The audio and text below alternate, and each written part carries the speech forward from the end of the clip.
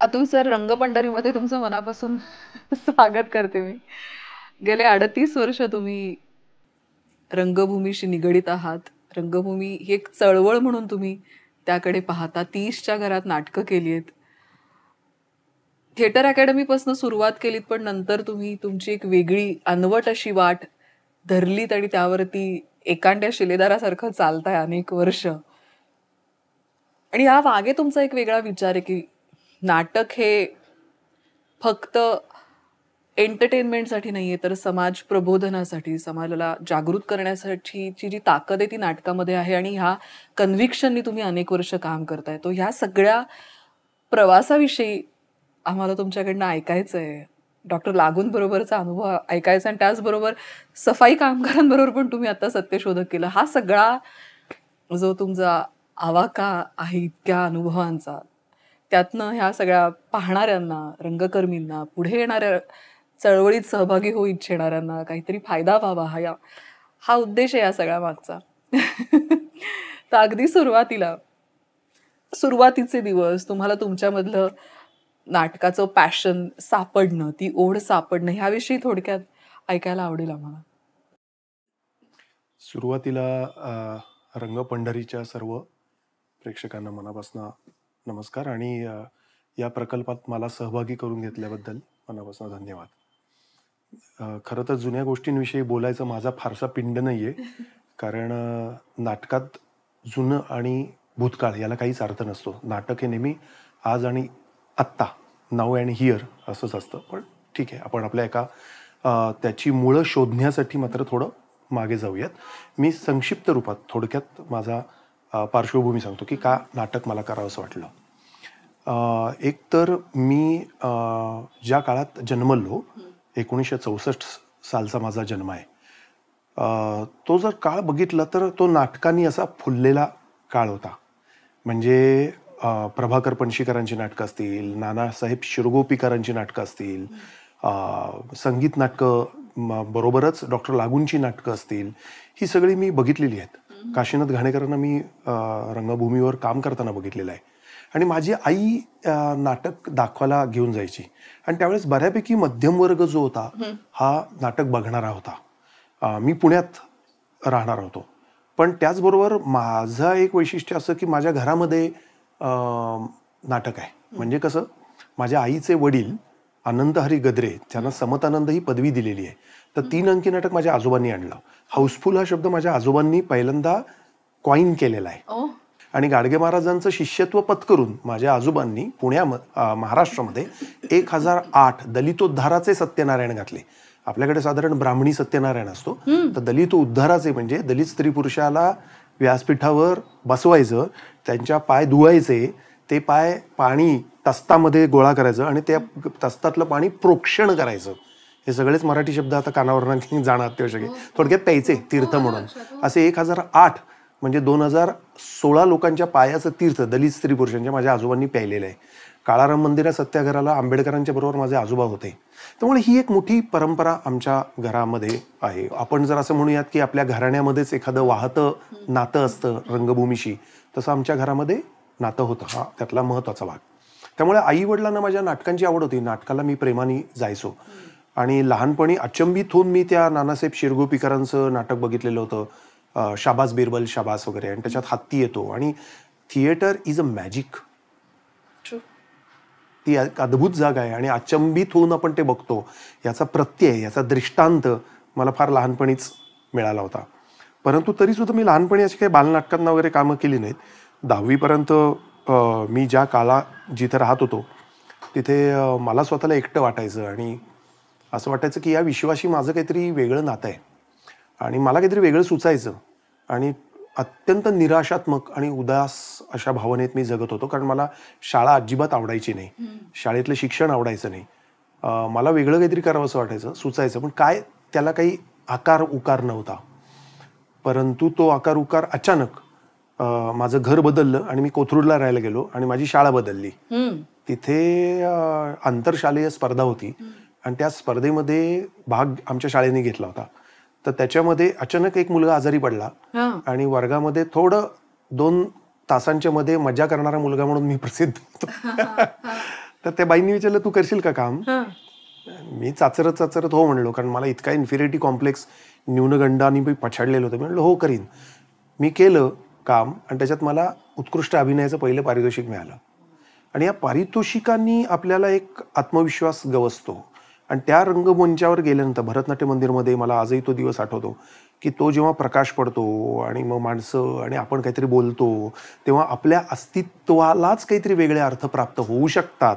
आणि हे अस्तित्व मला इथे सापडू शकतं याचा पहिला दृष्टांत, प्रचिती मला त्या दिवशी तिथे आली. आणि त्यावेळेस मी साधारण 10वीत होतो. पण त्याच्यानंतर मात्र माझं एका अर्थाने नाटकाचा प्रवास सुरू झाला असं पण म्हणू शकतो. तर एक साधारण, पण हे सगळं होत असताना थिएटर अकॅडमीची नाटकं मला बघायला मिळायला लागली. म्हणजे मी विंगेतनं, पिठातनं आणि प्रेक्षागृहातनं जिथनं मिळेल तिथनं ती नाटकं बघायचो. मग घाशीराम कोतवाल असेल, महानिर्वाण असेल, बेगम बर्वे असेल. आणि मी अक्षरशः थक्क झालो की म्हटलं हे असं नाटक असतं. कारण मी आधी जी बघितलेली पूर्वसुरीची नाटकं होती त्याच्यात एक बॉक्स सेट असायचा. त्यातली नाटकांचे विषय वेगळे होते. पण या नाटकांचे विषय मात्र मला अजब वाटले. म्हणजे घाशीराम कोतवालमधलं संपूर्णतः त्यातलं संगीत बिंगीत यापेक्षाही मला खरं सांगायचं तर एक ब्राह्मणांचं स्खलन जे आहे 1818ला पेशवाई बुडाल्यानंतरचं, ते मला आत कुठेतरी जाणवलं होतं. तुम्ही मला वाटतं त्या दरम्यानच थिएटर अकॅडमी बरोबर काम केलं, घाशीराम कोतवालचेही अनेक प्रयोग केलेत. पण तुम्हाला नंतर तुमचा असा सूर जसं म्हणाला तसं सापडला आणि जे पहिलं नाटक दिग्दर्शित केलं, तो पहिल्या नाटकाचा अनुभव दिग्दर्शक म्हणून कसा होता, किंवा काय त्यामागे सगळी धडपड आणि स्ट्रगल होतं? एक तर धडपड ही होती की स्वतःचा आवाज शोधणं. मी कोण आहे हा मला प्रश्न पहिल्यापासून पडत होता. या सृष्टीमध्ये माझं नेमकं काम काय आहे, माझ्या जगण्याला अर्थ काय आहे. म्हणजे पैसे मिळवायचे आहेत, म्हणजे वेगवेगळ्या गोष्टींनी आपल्या जगण्याला अर्थ प्राप्त होत असतो. माझा कशाने होईल? कारण मला इतकं निराशात्मक वाटायचं की मी आत्महत्या केली नाही कधी, पण आत्महत्येचे विचार उचमळून यायचे. मला या जगाशी आपलं काही नातं जुळेल असंच वाटत नव्हतं. ते नातं जुळायला केवळ एक माध्यम माझ्या हाताशी ज्या क्षणी सापडलं, नाटक नावाचं, त्या क्षणी मला जगावंसं वाटायला लागलं. आणि मला जे आत्म वाटायचं, घुसमट वाटायची, त्रास व्हायचा, त्या त्रासाविषयी मी आज सांगू शकतो की मला त्या ब्राह्मणीपणाचा त्रास व्हायचा, मला त्या संपूर्ण ब्राह्मणी विषयांचा त्रास व्हायचा. आणि मला असं वाटतं यांच्याशी माझं नातं नाहीये, हे काहीतरी संकुचित आहे. आज मी त्याला शब्द संकुचित म्हणतो, त्यावेळेस मला जाणवत नव्हता. पण मला त्या ह्याच्याविषयी तिडीक बसलेली होती, संपूर्ण त्या मध्यमवर्गीय ब्राह्मणी संकुचित चौकटीबद्ध मनोवृत्तीची अशा ह्याची. आणि ती मी मगाची जी 3 नावं घेतली त्याच्यात बरोबर ती फोडलेली आहे. घाशीराम, बेगम बर्वे आणि महानिर्वाणमध्ये तुम्हाला त्याला त्या खास एका ब्राह्मणी मध्यमवर्गीय शहरी याला तडा दिल्याचं आपल्याला जाणवतं. तर मला असं वाटायला लागलं की मला जे वाटतं ते मला नाटकातनं सापडेल. आणि पुढे असं झालं की मी लिहायला लागलो आणि अक्षरशः त्याला आपण असं म्हणूयात की चांगल्या अर्थाने माझ्या आयुष्यात माणसं आली. आणि माणसं येणं फार महत्त्वाचं असतं. जशी पुस्तकं आपल्याला महत्त्वाची असतात तशी मला विजय तेंडुलकर इतके जवळचे सापडले की मी तेंडुलकरांना माझी बालनाटकांपासून अनेक वाचायला द्यायचो. आणि ते गृहस्थांचा मोठेपणा हा की ते प्रेमाने वाचायचे आणि मला 4 सूचना करायचे. सो माझं सगळं, कारण मी काही कुठल्याही थिएटर स्कूलमध्ये कधी गेलो नाही, पण एक माणूस म्हणजे संस्था असतो यावरच माझा विश्वास आहे. आणि स्वतःचा अनुभव घेत पुढे जाणं याच्यावर माझा जास्त भर आहे. कारण कलेमध्ये ऍक्च्युली शिकायच्या 2-3च गोष्टी असतात असं माझ्या आता वयवर्ष 54ला कळतं मला. ऍक्च्युली पुढचा सगळा असतो तो रियाज असतो, तपश्चर्या असते किंवा साधना असते. हे तिन्ही गोष्टी लोक विसरलेली आहेत. लोकांना वाटतं आपण शिकलो, आता प्रायोगिक नाटक झालं, आता व्यावसायिक, आणि व्यावसायिक झालं की आता सिनेमा. असं नाही. एक कला कळण्यासाठी उभं आयुष्य जावं लागतं. हजारो ख्वाहिशे ऐसे की हर ख्वाहिश पे दम निकले. ते एक गोष्ट कळण्याकरता खूप वेळ जातो. हे तबल्यामध्ये असतं, हे संगीतामध्ये असतं, पण नाटकामध्ये नसतं. नाटकातली लोक बेजबाबदारपणाने विधानं करत असतात की खरोखर नाटकातला न हा पहिला उच्चारता येत नाही. तो न म्हणजे नकाराचा न आहे. कशाला नकार द्यायचा हे कळलं पाहिजे. आणि त्या न ला जेव्हा आकार येतो तेव्हा त्या नचा ना होतो, त्यातला नाटकातला नाटक होतो. तर हा जो एक आपल्याला अंतर्गत कळावं लागतं, तसं मला थोडं थिएटर अकॅडमीमुळे कळायला लागलं की तिथे जब्बार पटेल असेल, मोहन आगाशे असेल, चंद्रकांत काळे, रवींद्र साठे आणि माधुरी पुरंदरेसारखे तुम्हाला गाणं कानावर पडत असेल, समर नखातीसारखा जर प्रकाश योजना करत असेल, तर यापेक्षा मला वाटतं उत्तम ट्रेनिंग नाही. थिएटर अकॅडमीने एक लेखन कार्यशाळा घेतली होती आणि ती अत्यंत महत्त्वाची होती, फोर्ड फाउंडेशनची, की ज्याच्यामध्ये आजच्या महाराष्ट्रातले सगळे लेखक, म्हणजे आमचा मकरंद साठे असेल, अजित दळवी, प्रशांत दळवी, शफात खान, जयंत पवार, प्रेमानंद गजवी, हे सगळे लेखक, त्या 12 जणांची निवड केलेली होती. आणि ती 3 वर्षीय स्कीम जी होती त्याच्यामध्ये तुम्हाला नाटक लिहायचं होतं आणि त्या नाटकावर महाराष्ट्रातले सर्व विचारवंत, चांगले कलाकार येऊन अफाट चर्चा करायचे.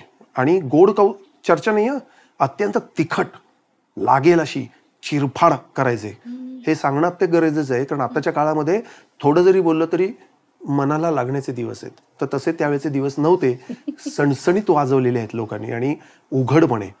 पण त्या 3 वर्षामुळे एक संपूर्ण भान मला असं वाटतं आलं आणि मी थिएटर अकॅडमीत पहिलं माझं स्वतःचं नाटक केलं होतं, क्षितिज नावाचं. तुम्ही म्हणालात तसं की तुम्ही आयुष्यभर प्रायोगिकच नाटक करत आलात, तर मग प्रायोगिक आणि व्यावसायिक या दोन्हीमधला फरक तुमच्या दृष्टीने काय आहे? मला असं 2 प्रकार वाटतात. एक तर महत्वाचा फरक असा की मला काय वाटतं, माझा आतला आवाज काय सांगतो, याला माझं प्राधान्य असणं. प्रेक्षकांना काय आवडेल, जगाला काय आवडेल, ते पटेल का नाही, ते रुचेल का नाही, ते यशस्वी होईल की नाही, पैसे मिळतील की नाही, असले हिशोब मांडत जाता येत नाही. आणि ते जर जायचं नसेल तर ते प्रायोगिक होतं, कारण त्याच्यात अपयशाचीच शक्यता जास्त असते. कारण त्याच्यात तुम्ही प्रयोग करता ना, तो प्रयोग आहे, तो योग आहे. जसा योग करत असताना योग दुसऱ्यांसाठी नसतो, तो योग स्वतःसाठी करायचा असतो. एखादा आसन स्वतःसाठी करायचं असतं, ते आत डोकून पाहण्यासाठी असतं माझ्या शरीराचे. तसं मी आत डोकून बघण्यासाठी जे नाटक करतो त्याला मी प्रायोगिक म्हणतो. त्याच्यात कुठलीच हिशोब नाही. लोक पण बघायला येतील हा एक योगायोग असतो, कारण लोकांच्या विना सिद्ध होत नाही हे मला कळतं. पण ते येण्यासाठी मी काहीतरी धडपडही करेन कदाचित. पण मुळात प्रथमच सूर साधे असं किशोरबाई जेव्हा म्हणतात, तेव्हा मला सूर साधता येतो की नाही हा खरा प्रश्न आहे. त्या 2 तंबोऱ्यांच्या मध्ये मला माझा सूर लावायचा आहे. जग गेलं बाजूला. म्हणजे कुमार गंधर्व असे म्हणायचे की हम अंदर देख के गाते हैं, बाहर देख के गाते नहीं है. अंदर देखना बहुत जरुरी है. तर मला असं वाटतं की प्रायोगिकतेची पहिली शपथ मला काय वाटतं, माझं स्टेटमेंट काय. म्हणून मी व्यावसायिक नाटक वाईट असतं का, मला बिलकुल वाटत नाही.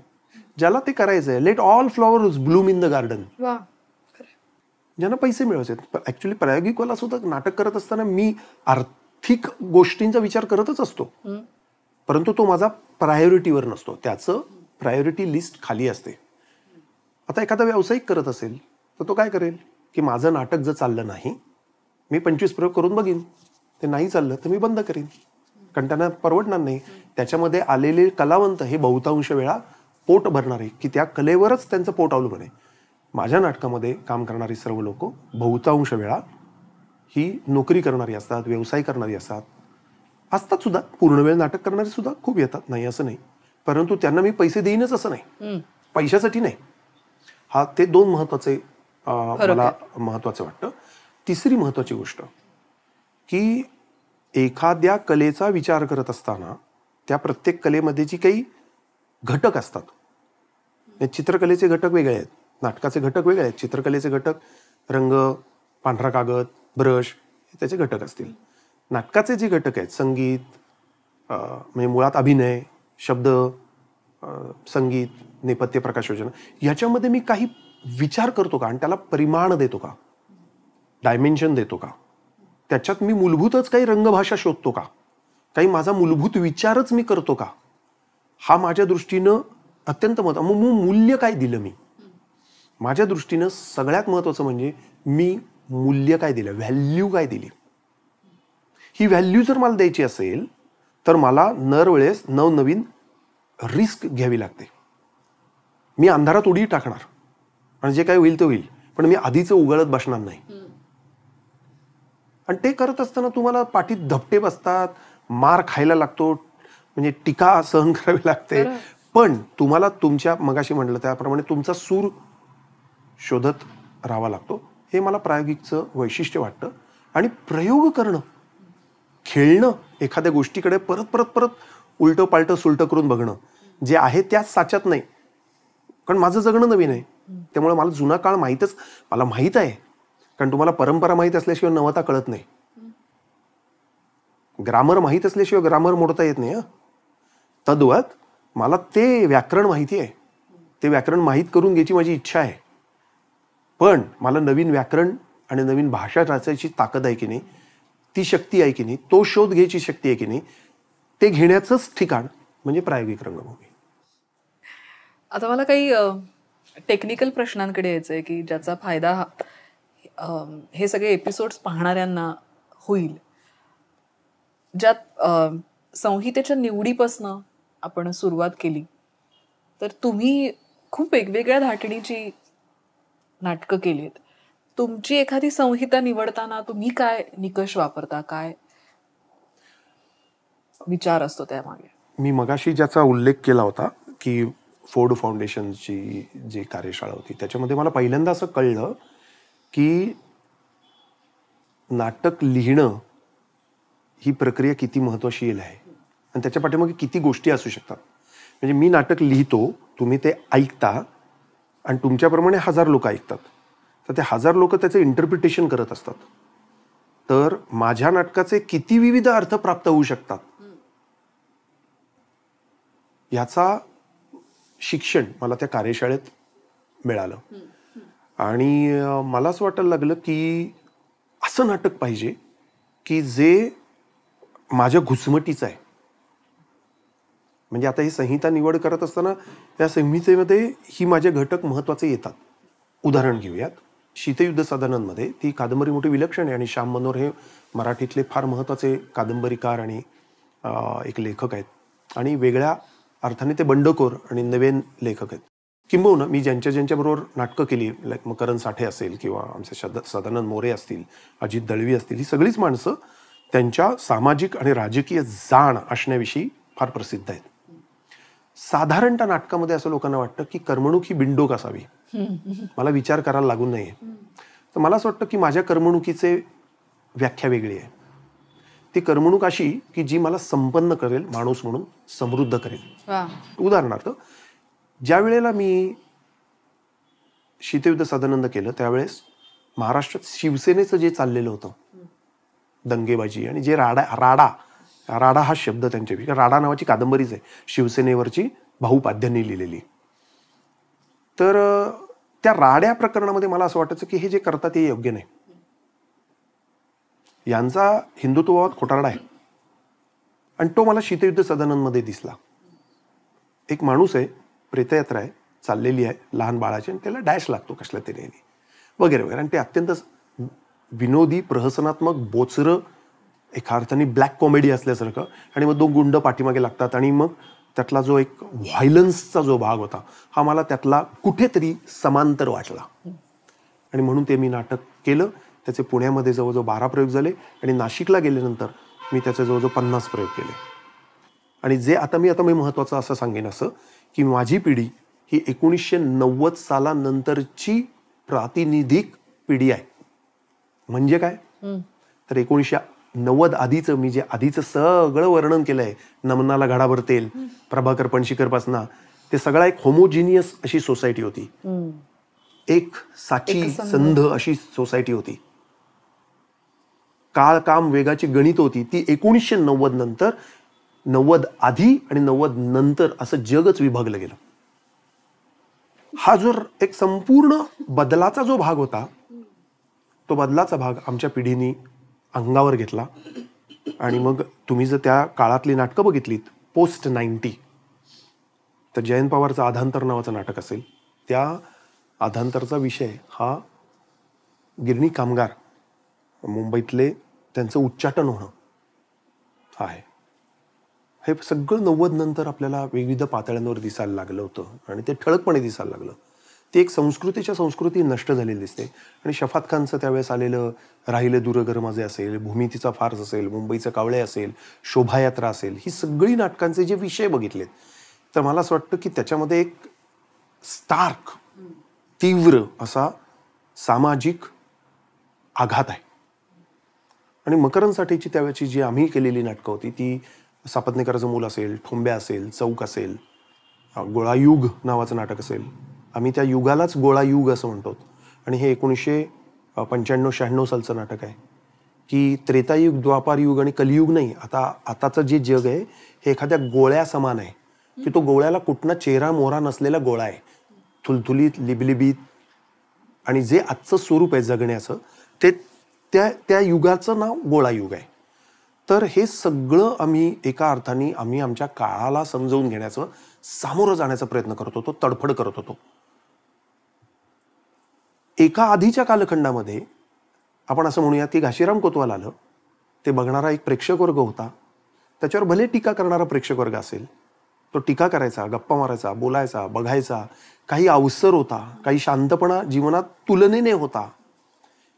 90 नंतरची जी अशांतता आहे, ह्या अशांततेची स्वरूप आणि प्रारूपच वेगळी आहेत. विखंडित माझ्या आयडेंटिटीचेच, माझ्या अस्मितांचेच तुकडे तुकडे झालेले आहेत. मी कोण? म्हणजे मी स्पगेटी पण खातो, पिझ्झा पण खातो, पण मला कुमार गंधर्व आवडतात आणि बॉब डिलन आवडतो आणि मी त्याप्रमाणे हॅट घालतो आणि मग मी वर्षातले 3 महिने पॅरिसला जातो आणि मग मी कुवेतला जाऊन पैसे कमवतो. माझ्या वेगवेगळ्या आयडेंटिटीज झाल्या. या आयडेंटिटीचं जे विखंडितीकरण आहे ते आम्ही आमच्या नाटकातून पकडायचा प्रयत्न करायला लागलो.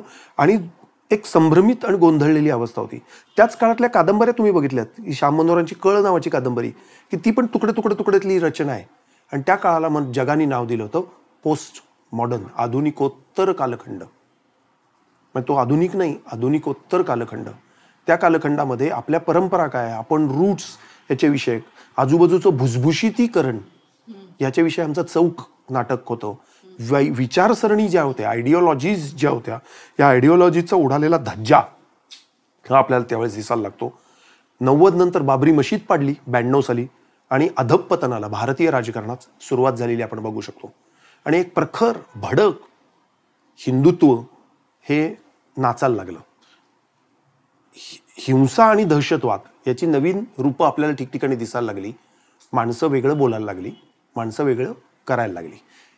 सांगायचा मुद्दा असा की या सगळ्या वातावरणाचा माझ्या संहितांच्या निवडीवर परिणाम होतो. त्यामुळे मी माझं कुठलंही नाटक घेतलं की त्या नाटकाला मी ते का करतोय, कशासाठी करतोय, कोणासाठी करतोय, त्याच्यातनं अर्थ प्राप्त कुठले होतात, त्याचे मला माझे अर्थ लागावे लागतात. आणि ते एकदा कन्व्हिक्शन आलं, ती एकदा दृढता आली की मी ते नाटक निवडतो आणि करतो. जसं की मी समजा मगाशी शीतयुद्ध सदानंदचा उल्लेख केला, तसं सूर्य पाहिलेला माणूस असेल. परत सूर्य पाहिलेला माणूस ज्या कालखंडात केलं 1997 साली, त्यावेळेस मेधा पाटकरांची चळवळ मोठी होती, नर्मदा बचाव आंदोलन होतं, वेगवेगळ्या चळवळी चाललेल्या होत्या महाराष्ट्रात. नरेंद्र दाभोलकरांची असेल. तर मला असं वाटतं की मी म्हणजेच संस्था, मी म्हणजेच संघटना, मी म्हणजेच विचार. हे गांधीजींचं जे तत्व आहे की मी कशाची वाट बघत बसणार नाही, मीच होईन ते, मीच माझ्यापासून सुरुवात करीन आणि मी म्हणजेच संस्था, हे सॉक्रेटिस म्हणतो. आणि म्हणून आम्ही ते नाटक त्यावेळेस करायला उद्युक्त झालो होतो. असा प्रत्येक नाटकाचा इतिहास त्या त्या सामाजिक कालखंडामध्ये आपल्याला बघता येईल आणि मला तो दाखवता येईल. आता काही वेळेला संहिता निवडल्यानंतर त्यात काही बदल करायला लागतात काही कारणांसाठी. तर ते का केले तुम्ही आतापर्यंत? त्याच्या मागची काही कारणं होती का? किंवा मला असंही विचारायला आवडेल की सादरीकरणासाठी उत्तम संहिता याचे काय तुमचे निकष आहेत? आपण 2 प्रश्न आधी वेगवेगळे करूया. एक म्हणजे मी पहिल्या प्रश्नाचं उत्तर देतो की संहितेमध्ये बदल करणं म्हणजे एक संहिता आली आणि त्याच्यात मी बदल केले असं फार वेळा घडलंच नाही. माझ्याबरोबर तो लेखक आणि मी इतकं काम केलेलं आहे किंवा करत असतो एखाद्या संहितेवर की ते वाचता वाचताच ते बदल घडत असतात. म्हणजे चौक नावाचं आमचं नाटक आलं, त्याचं एक उदाहरण मी घेऊ इच्छितो की मकरंद साठेंची कादंबरी, मग त्यातला एक तुकडा आणि मग आमच्या गप्पा प्रचंड. आणि मग असं वाटायला लागलं की अरे हाच विषय. मी ह्या सगळ्या त्याच्या पहिल्या बीजापासून संकल्पनेच्या मी त्याच्याबरोबरच होतो. नाटक रेडीमेड हाताशी आलंय असं फार अवचित वेळा घडलंय. त्यामुळे हे सतत बदल होत राहणं. पुढे एकदा ते विषय आणि आशय पटल्यानंतर प्रयोग बसवत असतानाच काय थोडं बदल करावे लागतील ते, पण अन्यथा माझ्या एकेका संहितेचे 16-16, 18-18 ड्राफ्ट्स मी करून बघत असतो. म्हणजे प्रयोग रिहर्सल सुरू करण्यापूर्वी, तालीम सुरू करण्यापूर्वी ते नाटक जवळजवळ मी 30-40 लोकांना वाचून दाखवलेलं असतं. त्या वाचनामध्ये त्या नाटकाचा वेग, आवेग, त्या नाटकाची लय, त्या नाटकाचा सूर, त्या नाटकाचं म्हणणं हे पोचतं की नाही त्याचा अंदाज मला त्या 30-40 वाचनात नाही येतो. त्याच्यानंतर मी ते नाटक बसवायला घेतो. बरं, ते नाटक बऱ्यापैकी अवघड प्रत्येक वेळी ही प्रक्रिया असल्यामुळे त्याच्यात पुढच्या टप्प्याला 4-6 महिन्याच्या तालमींमध्ये नटांबरोबर काम करणं हा एक वेगळा भाग असतो जो मी माझ्या प्रत्येक नाटकाला राबवत असतो. त्यामुळे संहिता आणि त्याच्यातले बदल आणि तालमींमध्ये बदल, तेव्हा एक नाटक 1 वर्ष माझ्या मानेवर असतं. आता हे नाटक बसवत असताना संहिता तुमची निवडून झाल्यानंतर ते पहिल्या प्रयोगापर्यंत एक ढोबळमानाने काय काय टप्पे असतात ह्या सगळ्या प्रक्रियेतले ढोबळमानाने, आणि मग त्यातल्या एकेका टप्प्याकडे आपण. एक म्हणजे एखादा विषय, त्या विषयाची अभ्यास करणं माझ्या स्वतःच्यासाठी. म्हणजे उदाहरणार्थ समाज स्वास्थ्यात मी केलं तर मुळात मला रधो कर्वे कोण माहिती आहेत का असं मीच मला प्रश्न विचारतो. मग त्यांचं सगळं साहित्य आणणं, ते वाचणं, ते अभ्यासणं, त्याच्या नोट्स काढणं, त्यातनं मग कळायला लागतं की रधो कर्वे काय आहेत. मग ते संहिता तयार होते. मग त्याच्यात काही बदल होतात किंवा बदल केले जातात ते मी माझ्या नटांना वाचायला लावतो. ते वाचणार नाहीत. नट हे अत्यंत आळशी लोक असतात, ते काही वाचत नाहीत. तर त्यांना जेणे होईल तेवढं मी माझ्या नाटकासाठी त्यांना एक बूस्टर इंजेक्शन ठोकतो. माझी सवय आहे ती डॉक्टर लागूंना मी जवळना बघितले की त्याच्यात पोस्ट मॉडर्न असा एक शब्द आला असताना डॉक्टर लागूंनी पोस्ट मॉडर्निझमवरचं पुस्तक वाचून काढलं होतं. सॉक्रेटिस वाचत असताना त्यांनी प्लेटोचे डायलॉग वाचले. हे मी बघितलंय आणि त्याचा फायदा होतो कारण तुम्हाला त्या विषयाचा आवाका लक्षात यायला मदत होते. आमचे नट फक्त ओळी वाचतात आणि पाठ करतात आणि त्या उभ्यानी म्हणतात. ते वाचतात का? वर्तमानपत्र तरी वाचतात का? तर माझा अनुभव असा आहे ते वर्तमानपत्र सुद्धा नीट वाचत नाहीत. बाकीचं तर सोडाच. आणि इन्स्टिंक्टवर भर असण्यावर आपल्या खूप भर आहे. नैसर्गिक असं फार नसतं कारण मुळात आडात नसेल पोहऱ्यात कुठून येणार. तालमी सुरू होण्यापूर्वी दिग्दर्शक म्हणून तुम्ही काय पूर्वतयारी करता? एक म्हणजे माणूस म्हणून मी माझी तयारी मगाशी सांगितली की मला ते वैचारिक दृष्ट्या समजलेलं असलं पाहिजे. आपण एक उदाहरण घेऊयात एका नाटकाचं. मी आनंद ओरी नावाचं नाटक केलं होतं आणि ते दिबा मोकाशींची प्रसिद्ध कादंबरी. त्याच्यावरनं विजय तेंडुलकरांनी त्यांना हवं त्याप्रमाणे ते संकलित केली होती ती कादंबरीच. मी ते करत असताना मी स्वतःनी परत एकदा त्याची रंगावृत्ती तयार केली कारण तेंडुलकरांच्या नंतर आणि ते सगळ्यामध्ये एक 16 वर्षाची त्याच्यामध्ये खंड पडलेला होता. परत मी ज्या काळात जगत होतो त्या काळात तुकारामाविषयी नवीन संशोधन निर्माण झालेलं होतं. म्हणजे उदाहरणार्थ आपण त्याचे जे टप्पे पडले तर दिबा मोकाशींच्या वेळेला वासी बेंद्रे नावाचे इतिहास संशोधक होते. त्यांच्या आधारित पुस्तकावर आधारित तुकाराम रचना यांनी केलेली होती आपल्या मोकाशींनी. मी करेपर्यंत नाटक भालचंद्र नेमाड्यांनी तुकारामाविषयी लिहिलेलं आहे, दिलीप चित्र्यांनी लिहिलं, आह साळुंख्यांनी लिहिलं, सदानंद मोरेंनी लिहिलं आणि बाकी खूप लोकांनी तुकारामाचे शोध घेतले. पण हे मुख्य 4 लोक. हे 4ही मी वाचल्यानंतर माझ्या लक्षात आलं की तुकारामातला तो विद्रोहीपणा आहे आणि एक शक्यता आहे की ब्राह्मणांनीच तुकारामाला मारला. ही एक शक्यता आह साळुंखेंच्या त्या पुस्तकात आहे. याचा साक्षेपी विचार करून ते मी जवळजवळ 16 वेळा नाटक लिहिलं एकपात्री. 16 वेळा ते नाटक लिहिले, त्याचे बदल केले थोडे थोडे थोडे आणि त्याच्या जे शक्यता आहेत त्या आजमावून बघण्याचा प्रयत्न केला. आता परत ते ज्या कालखंडात होत आहे त्याच्यात म्हणजे तुकारामाविषयीचं जरी नाटक असलं तरी ते एक मेटॅफर आहे, म्हणजे रूपक आहे. काय रूपक आहे? तर तुकाराम हरवला आहे, ह्या कादंबरीचा विषय आहे. आणि तुकारामाला शोधणारा त्याचा भाऊ कान्होबा आहे. माझ्यासाठी तुकाराम म्हणजे सहिष्णुतेचे एक प्रतीक आहे, विद्रोहाचं प्रतीक आहे. तुकाराम म्हणजे भाषेचं प्रतीक आहे, तीच हरवली आहे. त्याचा शोध मी त्याचा भाऊ म्हणून घेतोय, म्हणून मी ते नाटक करू पाहत होतो. हरवलेल्या सहिष्णुतेचा शोध मला घ्यायचा होता, म्हणून ते 2002-03 मी ते नाटक महाराष्ट्रात केलं. आता हा झाला मी माझा अभ्यास करत करत करत आणलेला होता.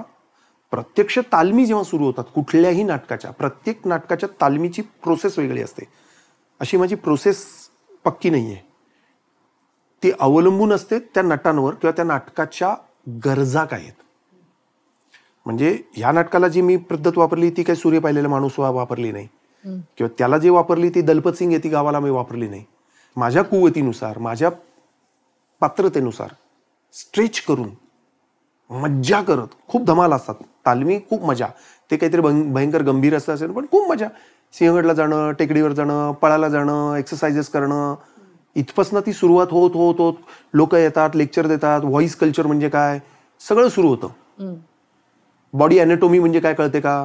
कारण तुम्हाला आम्ही समाज स्वास्थ्याच्या वेळेस बॉडी अॅनाटॉमीचे लेक्चर्स घेतली होती. कारण कशाविषयी बोलतो आपण? समाज स्वास्थ्यामधल्या लैंगिक गोष्टींविषयी बोलतो. तुम्हाला तुमची लैंगिकता कळते का? लिंग भाव म्हणजे काय अर्थ कळतो का? तर तुम्ही शब्द तो उच्चाराल. जेंडर पॉलिटिक्स माहीत कशाच लिहिलं काय, पण लिंगभाव असा शब्द एखाद्या नाटकातल्या नटाच्या पात्राच्या तोंडात असेल तर काय करणार? त्यालाच जर लिंगभाव म्हणजे काय कळला नसेल, तो फक्त लिंग भाव हे 4 अक्षर बोलेल, पण त्याचा अर्थ कसा होईल? त्यामुळे माझ्यासाठी शब्द महत्वाचे नसून अर्थ महत्वाचा असतो. शब्दवाचन नाही, अर्थवाचन. त्यामुळे आम्ही त्यावेळेस बॉडी अॅनाटॉमी म्हणजे काय, स्त्रीची शरीर रचना कशी आहे, पुरुषाची कशी आहे, भेद काय आहेत, हे जर कळले तर रधो कर्वे काय करत होते कळेल. नाहीतर स्त्री पुरुष समानता म्हणजे काय, व्यभिचार म्हणजे काय, कशाला ते कशाविषयी काय बोलतायत तेच कळणार नाही ना. तुम्हाला चर्चा करावी लागेल की तुमचं काय मत आहे. मग व्यभिचार हवा का नको, व्यभिचाराचं मूल्य काय आहे, लैंगिकता म्हणजे काय, लैंगिक स्वातंत्र्य म्हणजे काय, स्त्रीचं स्वातंत्र्य म्हणजे काय, या सगळ्या गोष्टी जेवढ्या समाज स्वास्थ्यामध्ये निखळपणे बोलल्या गेल्या तेवढ्या आम्ही आमच्या कार्यशाळेत बोलल्यानंतर लोक मोकळी, मुक्त आणि निर्भर झाली. मग तिथे नाटक करायला तयार होतात.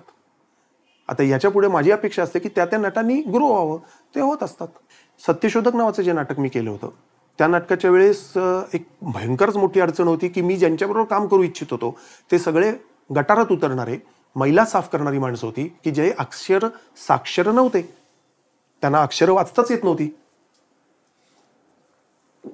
त्यांच्यासाठीच्या कार्यशाळा वेगळ्या होत्या. त्या कार्यशाळा म्हणजे विश्रांती घेण्याच्या कार्यशाळा होत्या आधी. कारण बिचारी इतके दमलेले, सकाळ झाली की 6 वाजता गटारात उतरायचं, गटार साफ करायची पुण्यातल्या लोकांची, मैला उचलून फेकून द्यायचा. त्या माणसानं कशाला शिकवत बसू? त्या माणसानं मी सांगायचो 1 तास आधी अर्धा तास झोपा बाया बापडानो. त्या इतक्या ढाराढूर झोपायच्या की झोपणं हाच एक त्यांच्यासाठी आनंदाचा आणि कनेक्टिंग पॉइंट होता. हर गार्डाची न्यारी शेट्टी, हर ड्रायव्हरचा न्यारा हात. तसं प्रत्येक नाटकाचं म्हणून स्वतःचं काहीतरी वैशिष्ट्य असतं, गुण असतो. म्हणजे प्रत्येक पेशंट वेगळा असतो ना, त्याला प्रत्येकाला वेगवेगळं औषध द्यावं लागतं ना. तसं मला दिग्दर्शक म्हणून तर माझा फॉर्म्युला एकच आहे की मला माणसांशी कनेक्ट व्हायचं असतं. मी माणूस आहे, तुम्ही पण माणूस आहात, आणि आपण दोघं मिळून याचा शोध घेणार आहोत. तर ही तालमींची एक प्रोसेस, ही कार्यशाळांची प्रोसेस. कार्यशाळेकडे बघण्याचा माझा हेतू माणसाला आपण घडवतो की नाही हा खरा आहे. नटांचा फक्त शरीर म्हणून मला वापर नाही करायचा. तुम्ही दिसायला सुंदर आहात बट झालं, पण आत काय आहे? I don't want to use your only body.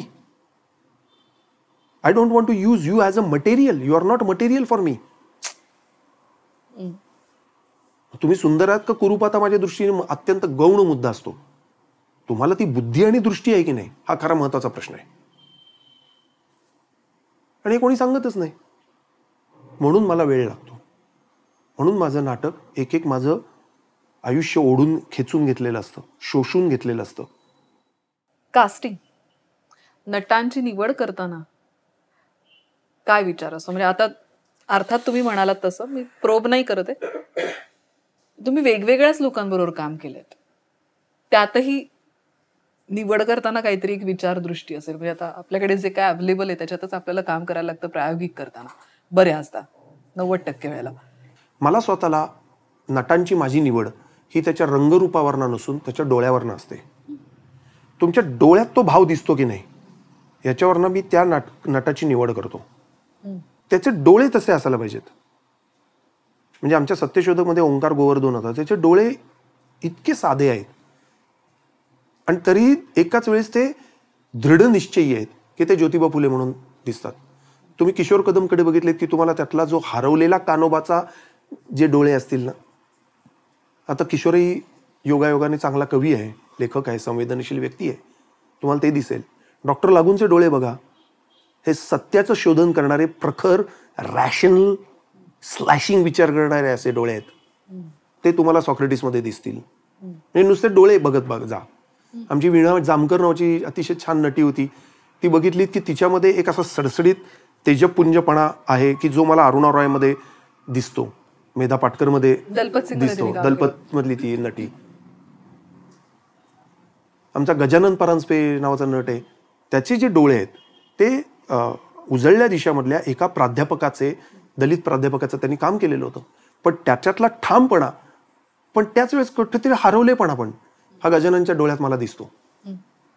त्याच्या आवाजात एक अत्यंत मार्दव आणि एकाच वेळेस प्रखरपणा दिसतो.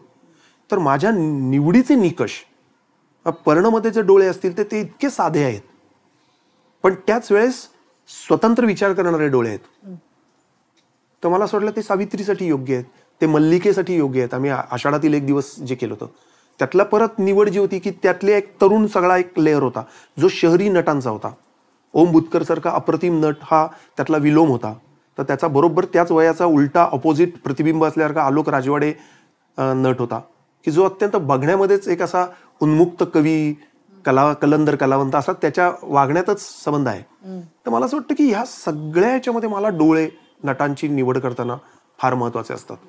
मी बाह्य रूपावर, म्हणजे तुम्ही काळे आहात का गोरे आहात, तुम्ही दिसाल सुंदर आहात का असुंदर आहात, तुम्ही जाडे आहात का बॉडी बिडी असं असणारा माणूसच इन्स्पेक्टर असला पाहिजे असं मला वाटत नाही. इन्स्पेक्टर डोळ्यात असतो. अमिताभ बच्चन जंजीर म्हटलं बघा, ते 8 पॅक्स वगैरे नव्हते. हे आताचे सगळे भुक्कड नट आहेत ना, ते 8 पॅक्स करतात कारण ते नट नसतात, ते अभिनयच करत नाहीत. त्यांना फक्त शरीर शर्ट काढून 8 पॅक्स दाखवायचे असतात. मग आम्ही जिम मध्ये जाऊ ना ते बघायला. मेकअप चेहऱ्याचं सौंदर्य वाढवेल पण खरं सौंदर्य जाणवायला हवं आतल्या मनाचं आणि देहाचं. ते जर नसेल तर मला असं वाटतं, नाही तर नट या गोष्टीला अर्थच नाही ना. 6 महिने मी जाड व्हायचं, 6 महिने बारीक व्हायचं, ही जी चावटपणा आहे. आणि आताचे जे मूर्ख नट आहेत आणि नटे आहेत दोघेही, ते ज्या पद्धतीने डाएट करतात आणि बारीक ठेवतात स्वतःला, अजिबात मला वाटत नाही. मोहनलाल नावाचा नट आहे, तो अत्यंत जाडा होता आणि तो इतका लवचिक, आणि त्यांनी एका नृत्याची भूमिका केलेली होती. ही सगळी पद्धत आपल्या इथल्या लोकांनी एस्टॅब्लिश केलेली आहे आणि आमिर खान करतो म्हणून आम्ही करतो यासारखा मूर्खपणा नाही. त्यामुळे नट कमी आणि बॉडी बिल्डर जास्त, पैलवान. माझी नटांची निवड बाह्य रूपावर अवलंबून नसून अंतर्मनावर अवलंबून आहे आणि विचार आणि बुद्धीवर. आता ह्याच नटांना तुमची समजावून सांगायची पद्धत काय असते? तालमी सुरू झाल्यानंतर भूमिका समजावून सांगणं किंवा त्यांना तिथपर्यंत नेणं, कारण तुम्ही खूपच टोकाच्या सामाजिक स्तराचा विचार केला तर खूप टोकाच्या लोकांबरोबर कामं केलीत की ज्यांना वाचता येत नाही पासून ते काय वाचायचं राहिलंय अशा डॉक्टर लागूंपर्यंत. एक तर माझं काय आहे की क्लॅरिटी आणि कम्युनिकेशन, मला काय करावयाचे आहे याचा विचार मी घरी ऑलरेडी केलेला असतो. तालमीत त्याला अधिक ठळक रूप मिळत जातं, धुमारे फुटत जातात. पण आता तालमीचाच विचार करतो, होय अरे अच्छा मला हे आत्ताच कळले आहे, असे काही होत नाही माझे. मला हे का करावयाचे आहे, मी हे का करतो आहे याची एक मी नोटच पहिल्या प्रत्येक नाटकाच्या वेळेस वाचतो. इथनं इथे आपलं नाटक जाणार आहे, मला असं असं दिसतंय, याच्यात थोडे बदलही होतील, बदलांनाही मी सामोरा जाईन. ते तुम्ही ऍक्टर्सला वाचून दाखवा पूर्ण डे 1 ला या नाटकाचे इतके प्रयोग होतील. ते महाराष्ट्रात असे असे होतील, इकडे इकडे असे होतील. त्याची तयारी आहे का तुमची? असेल तर हो म्हणा. हे 50 वेळा वधवून घेतो मी. त्याच्या तालमीनं तुम्हाला हजर राहावं लागेल. तुमची छोटी भूमिका असेल अथवा मोठी भूमिका असेल, जमणार नाही म्हणजे नाही. त्याच्या रंगीत तालमी 20 होतील, होतील म्हणजे होतील. मला स्वतःला परफेक्शन आणि एक्सलन्समध्ये कॉम्प्रोमाइज आवडत नाही. म्हणजे माझ्या बुद्धिमत्तेप्रमाणे माझं काय नाटक व्हायचं ते होईल, काय प्रतिभेचा स्पर्शाप्रमाणे. पण खड्ड्यात गेली प्रतिभा तर निदान नीट बोलता तरी येईल की नाही. संहिता पाठ पाहिजे, आपण काय बोलतो ते कळ. ह्याच्या टेक्निकल बेसिक गोष्टी आहेत, त्या तरी नीट आल्या पाहिजेत. उडाव पद्धतीने मला करता येत नाही. आणि ज्यांना करायचं ते ना, बाहेरचं जग आहे ना अवेलेबल. असे नट सोडून जातात, लाथा मारतात, खोटं बोलतात, त्रास देतात. ते सगळे सहन करावे लागतात. प्रेमाने बोलावं लागतं, लोकांना समजावं लागतं, सांगावं लागतं, शांत राहावं लागतं. कधी डोळे वटारावे लागतात आणि कधी हाकलून द्यावं लागतं. ह्या सगळ्या गोष्टी घडत असतात. कधी त्यांचं चुकतं, कधी माझं चुकतं. माझं चुकलं तर मी क्षमा मागेन किंवा मागत असतो की सॉरी मला चुकलं, हे कळलं नाही. हा काय माझा अहंकार नाही की मला सगळं कळलंय, मी प्रीच करायला आलोय. You are allowed to speak anything. तुम्ही काही बोलू शकता मला, तुम्ही मला काही सांगू शकता, तुम्ही काहीही क्रिटिसिझम करू शकता. आमच्या नाटकात सगळं ओपन एंडेड असतं, कोणीही काही बोलू शकतं. नाटक अख्खं बसल्यानंतर चर्चा झाली, तुफान घमासान, त्याच्यानंतर मी नाटक परत बदललं की काही महत्त्वाचे मुद्दे आहेत, आपल्याला हा विचार केला पाहिजे. बदलाला मी कायम तयार आहे. इतकंच काय तर जवळजवळ 50 प्रयोगापर्यंत सुद्धा कोणाच्या महत्त्वाच्या सूचना प्रेक्षकांकडून आल्या तरी मी नाटकात सूचना विधायक बदल केलेले आहेत. कारण त्यासाठीच तर नाटक आहे. आणि माझं काही असा हे नाही बुवा की मला पहिल्या प्रयोगाला सगळं नाटक कळलं. जर त्या लेखकाला 30 वर्ष घालावं लागतं ते नाटक लिहायला, तर दिग्दर्शक कोण? बापू. त्यालाही कळायला वेळ लागेल. आणि त्या दिवशी माझं नाटक बंद होतं की ज्या दिवशी मला त्या नाटकाचा एक आकार उकार संपूर्ण झाला. त्यामुळे त्या नटांबरोबर वेगवेगळ्या पद्धती सांगणं आणि क्लॅरिटी. माझे दौरे असतील, माझ्या तालमी असतील, इतक्याच वेळात होतील, त्या सगळ्यांच्या सोयीनुसार असतील. सगळ्यांची सोय लक्षात घेतली जातेच, पण कम्युनिकेशन, शब्द आणि वेळ पाळणं असा जो नट पाळत नाही तो माझ्या लेखी, माझ्या नाटकासाठी योग्य माणूस नाही. वेळ याचा अर्थ वेळ हे मला डॉक्टर लागूनही शिकवलं आहे. रिहर्सलच्या आधी ते 10 मिनिटं हजर असायचे, प्रयोगाच्या आधी 1 तास असायचे. असायचे म्हणजे असायचे. तिसरी घंटा द्या मी आलोच आहे वगैरे असे नट मला शक्यच नाही त्यांच्याबरोबर मी काम करणं. ह्या ज्या गोष्टी आहेत ह्या नाटकाच्या शिस्तीच्या म्हणून आहेत. म्हणजे विंगेमध्ये नाही मोबाईल फोन चालू करायचे. आता याला जर मला कोणी म्हणणार असेल की तू मी किती शिस्त पाळता, तर मी पाळतो. जेवत असताना शिस्त पाळावी लागते. मीठ एवढं आणि भात एवढा असं नसतं ना. त्याला काय आता याला कोण शिस्त अडाणीपणाने म्हणायला लागलं तर कठीण आहे. तुम्ही ग्रीन सिग्नल पाळला पाहिजे, लाल सिग्नल असला की थांबलं पाहिजे. ही शिस्त सगळ्यांच्या सोयीसाठी असते. तर तशीच शिस्त नाटकामध्ये किंवा कलेमध्ये आपण पाळली पाहिजे. जिथे नाटक हा कलेक्टिव्ह आर्ट फॉर्म आहे, सामूहिक ती कला आहे. एकल कला नाही ना की तुम्ही चित्र कधी काढाल मग कोण कोणी विचारायला येते, तुम्ही तुमचे राजे. इथे तसं नाही आहे. माझं तुमच्यावर अवलंबून आहे, तुमचं त्यांच्यावर अवलंबून आहे, लाईटचं अवलंबून आहे. सगळ्यांची एकसमुच्चय अशी घटना घडली पाहिजे. त्यामुळे तेवढ्याच पुरती माझी शिस्तीची संकल्पना आहे. माझ्या नाटकामध्ये हायरार्की नावाची गोष्ट नाही, कारण माझ्या आयुष्यातच मला हायरार्की मान्य नाही. मी तुमची भूमिका मान्य केली, हायरार्की नाही. अतुल पेठे हा डिरेक्टर आहे, डिक्टेटर नाही आहे. There is a difference between director and dictator. I am a director. I will give you direction. ते डायरेक्शन सुद्धा आपण दोघांनी मिळून, माझं पट्टत असेल तर तुम्ही हो म्हणा, मी म्हणेन की इथनं इथे जा, तू मला विचार का जा, मी उत्तर देईन, लॉजिकल उत्तर. एखाद्या व्यक्तिरेखाने इकडनं इकडं का जायचंय, मान का वळवायचे, हात का हलवायचा आहे, हे जर मला काही स्पेसिफिक हवं असेल तर माझं म्हणून एक त्याला तर्क आहे, लॉजिक आहे, तो मी सांगेन. मी सांगतोय म्हणून माझे अंधभक्त कोणी येऊ नका. मला क्रिटिसाइज करा, मला प्रश्न विचारा. प्रश्न विचारणं हा मी गुन्हा समजत नाही. आमच्या नाटकात वाटेल तेव्हा बोलायला लागतात, विचारायला लागतात आणि खूप मजा येते.